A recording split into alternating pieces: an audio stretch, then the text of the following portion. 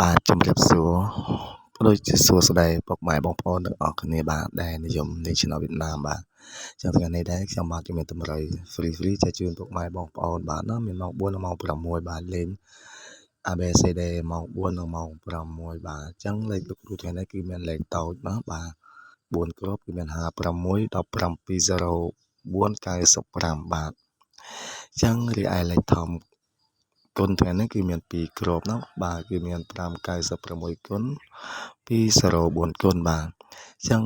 រីឯលេខអុកខ្ទង់0នៅខ្ទង់50បាទអញ្ចឹងបើបងប្អូនពុកម៉ែទាំងអស់គ្នាពេញចិត្តនឹងលេងតម្រូវឆ្នោតរបស់ខ្ញុំបាទក៏សូមជួយចុច like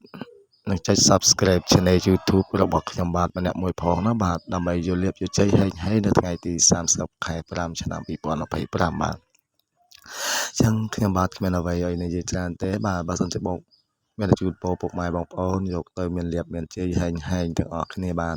ចឹងបើសិនជាពុកម៉ែបងប្អូនពេញចិត្តចង់បានលេខច្បាស់អាចឆាតចូល link Telegram របស់លោកគ្រូបានដែលនៅដាក់ខាងលើបាទនៅខាងលើ channel នៅខាងលើទំព័រ Facebook ណាបាទហ្នឹងហើយនឹងលើ YouTube បាទហ្នឹងហើយចាំបើសិនបងប្អូនពេញចិត្តអាចទំនាក់ទំនង link Telegram បានណាបាទសេវាលោកគ្រូគឺសេវាតាមសទ្ធាទេណាបាទហ្នឹងហើយគឺអត់បង្ខំពុកម៉ែបងប្អូនយកច្រើនទេអត់ទេណាបាទអញ្ចឹង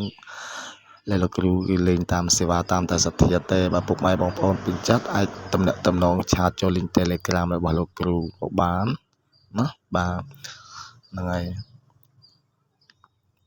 ចឹងលោកគ្រូខ្ញុំពាក្យពេចន៍អ្វីនិយាយច្រើនទេជូនពរឲ្យមានលៀបមានជ័យហែងទាំងអស់គ្នាបាទនៅថ្ងៃទី30ខែ5ឆ្នាំ2025បាទលោកគ្រូបញ្ជាក់ណាបាទ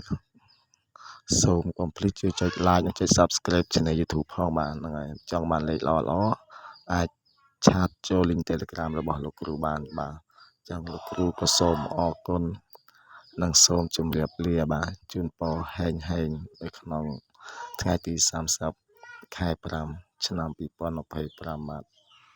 ជូនពរឲ្យមានលៀបមានជ័យហែងទាំងអស់គ្នាបាទសូមអរគុណនិងសូមជម្រាបលា